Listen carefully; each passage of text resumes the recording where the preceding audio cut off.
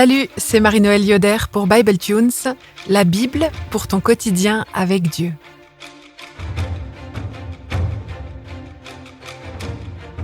Le texte pour aujourd'hui se trouve dans l'épître de Jude. Jude 1, les versets 9 à 13, et je les lis dans la traduction Nouvelle Français courant. Même l'archange Michel n'a pas fait cela. Dans sa querelle avec le diable, lorsqu'il lui disputait le corps de Moïse, Michel n'osa pas porter un jugement insultant contre lui. Il lui dit seulement « Que le Seigneur te punisse ». Mais ces gens-là insultent ce qu'ils ne connaissent pas, et ce qu'ils savent par instinct, comme des animaux sans intelligence, cela même cause leur perte. Quel malheur pour eux! Ils ont suivi le chemin de Caïn. Ils se sont livrés à l'erreur pour de l'argent, comme Balaam. Ils ont péri parce qu'ils se sont révoltés comme Corée. Ces individus déshonorent vos repas fraternels, où ils font la fête sans aucune honte, en ne s'occupant que d'eux-mêmes. Ils sont comme des nuages emportés par les vents, et qui ne donnent pas de pluie. Ils sont pareils à des arbres qui ne produisent aucun fruit, même en automne, et qui, une fois déracinés, sont doublement morts. Ils sont semblables aux vagues furieuses de la mer. Ils projettent devant eux l'écume de leurs actions honteuses. Ils sont comme des étoiles errantes, et une place leur est réservée pour toujours dans la nuit la plus sombre. C'est Enoch, 7e descendant d'Adam en ligne directe, qui, il y a longtemps, a prophétisé à leur sujet en disant « Écoutez, le Seigneur viendra avec ses anges par dizaines de milliers, afin d'exercer le jugement sur tous les humains. Il condamnera tous les pécheurs pour toutes les mauvaises actions dues à leur mépris de Dieu. Il les condamnera pour toutes les paroles offensantes que ces êtres sans respect ont prononcées contre lui. Ces personnes sont toujours mécontentes et se plaignent de leur sort.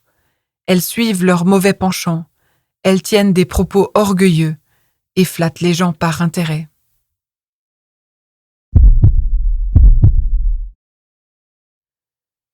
Jude appelle les chrétiens, ceux qui sont appelés, aimés et gardés, à combattre pour la foi. Si tu es encore là, c'est que le précédent épisode ne t'a pas découragé, à bien chercher à comprendre comment Jude s'y prend pour décrire le problème. Bravo déjà pour ta persévérance. Le texte d'aujourd'hui, c'est la charge finale, avant de passer aux recommandations, aux encouragements et à la louange finale. On l'a vu, Jude annonce le jugement sur ces faux enseignants, ces personnes qui déforment le sens de la grâce pour couvrir leurs actions honteuses. Au verset 9, Jude sort une carte joker qu'on n'avait pas vue venir, celle de l'archange Michel qui se dispute avec le diable autour du corps de Moïse. Mais qu'est-ce que c'est que ce beans ? Alors, honnêtement, là, Jude, tu m'as perdu, et pas seulement moi, mais aussi les commentateurs. Tout le monde rame pour tenter de comprendre. Jude part ici du principe que ses lecteurs connaissent un écrit qui s'appelle le Testament de Moïse, qui n'est pas dans la Bible non plus, et qui évoque un conflit démoniaque où il y a une dispute autour du corps de Moïse. Je ne vais pas passer cet épisode à extrapoler sur ce récit, il nous manque en plus la moitié du manuscrit, mais je te propose qu'on cherche plutôt à comprendre le sens de ce que Jude essaye de dire avec cet exemple et avec ce qui suit. Les personnes qui posent problème ont 3 caractéristiques particulières. Un problème moral d'ordre sexuel notamment, le rejet de l'autorité de Dieu et un profond manque de respect vis-à-vis de Dieu et de ses messagers. C'est ce que disait le verset 8. L'archange Michel est du côté des bons et des saints. Il est du côté de Dieu et il tranche fortement avec ceux qui posent des problèmes. Ici, le diable, l'accusateur. Dans cette guerre spirituelle, l'archange Michel aurait pu reprendre le diable, l'accuser, mais il ne l'a pas fait. Et Jude utilise ce contraste pour souligner à quel point les personnes qui posent des problèmes dans l'Église se croient supérieures aux autres, alors qu'elles sont gravement enlisées dans le péché. Elles sont tellement empêtrées qu'elles en sont totalement aveugles et qu'elles disent du mal des anges eux-mêmes. Ces gens-là insultent ce qu'ils ne connaissent pas et ce qu'ils savent par instinct comme des animaux sans intelligence, cela même cause leur perte. Au verset 10. Quel malheur pour eux, dit Jude. Il le dit en prophète, avant de les comparer à 3 modèles de personnes qui se sont complètement perdues. Caïn, qui a assassiné son frère Abel, qui a menti à Dieu sur ce meurtre et qui a été maudit et marqué à vie. On peut lire ça dans Genèse 4. Balaam, qui est présenté comme un ennemi de Dieu et qui s'est perdu à cause de son amour de l'argent. C'est un récit qui se trouve dans Deutéronome 23. Et Corée, qui s'est révolté contre Moïse et contre Aaron en Nombre 16. Des exemples de révolte, des exemples avec un manque de respect. Après son long laïus et tous ces exemples, Jude revient plus précisément à la situation des églises auxquelles il s'adresse.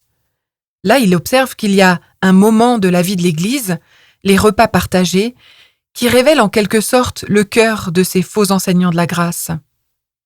Quand Jude dit qu'ils font la fête sans aucune honte, en ne s'occupant que d'eux-mêmes, cela ressemble beaucoup à ce que Paul décrivait en 1 Corinthiens 11, les versets 17 à 22. Certains s'enivraient pendant que d'autres avaient faim.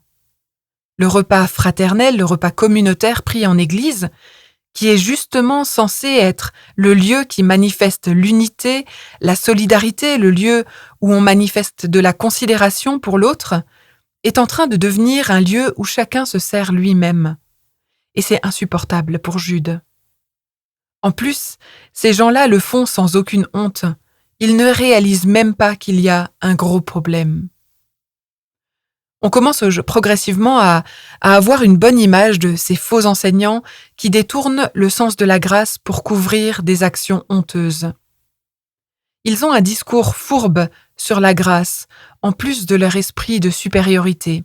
« Oh, Dieu pardonne, nous sommes tous pécheurs.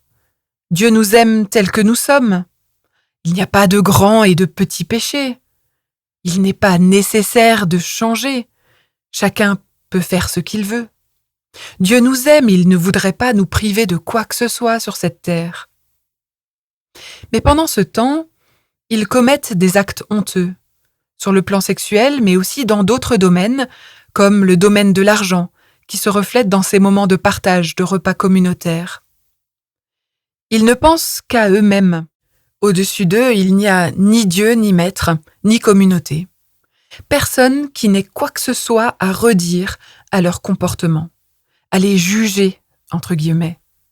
Ils semblent être les apôtres de la tolérance, mais en réalité, ils s'auto-absolvent et se justifient eux-mêmes. Et ça, c'est une insulte grave à Dieu. Du coup, les fruits sont pourris. Verset 16, ces personnes sont toujours mécontentes et se plaignent de leur sort. Elles suivent leurs mauvais penchants, elles tiennent des propos orgueilleux et flattent les gens par intérêt. Mais Jude insiste, la grâce ne peut pas servir à cela, et l'Église ne doit pas tolérer cela. Pour l'intégrité de la foi. Une vie engagée à la suite du Christ, elle est appelée à porter la vie. Mais là, c'est le contraire qui se produit. Toutes les images de la nature soulignent le caractère infructueux de leur vie, or c'est précisément à ces fruits que l'on reconnaît l'arbre. La condamnation de ces faux enseignants semble ici vraiment définitive. Pourtant, dans la bouche des prophètes, ces condamnations annoncent simplement ce qui va se passer si personne ne réagit. Ce ne sont donc pas des prédictions boules de cristal, mais des avertissements. L'enjeu est ici que les chrétiennes et les chrétiens de l'Église entrent en résistance et qu'ils invitent à une réorientation du cœur, avec bonté, avec paix et avec amour. Il y a danger en la demeure et Dieu doit être remis à sa juste place. Il est temps d'ouvrir les yeux. Est-ce que tu as déjà entendu ce discours soi-disant très ouvert, tolérant et non jugeant dans ton Église et autour de toi? Dieu pardonne, nous sommes tous pécheurs, Dieu nous aime tels que nous sommes, il n'y a pas de grands, de petits péchés, il n'est pas nécessaire de changer. Chacun peut faire ce qu'il veut, Dieu ne voudrait quand même pas nous priver de quoi que ce soit dans ce monde. La lettre de Jude invite à se poser sérieusement la question. Est-ce que je ne prends pas la grâce de Dieu trop à la légère? Il ne s'agit pas ici de sombrer dans la plus folle des culpabilités, mais de s'interroger sérieusement sur la manière dont je vis les exigences de l'Évangile dans ma vie. Quelle importance est-ce que j'accorde à ce que Dieu me demande ?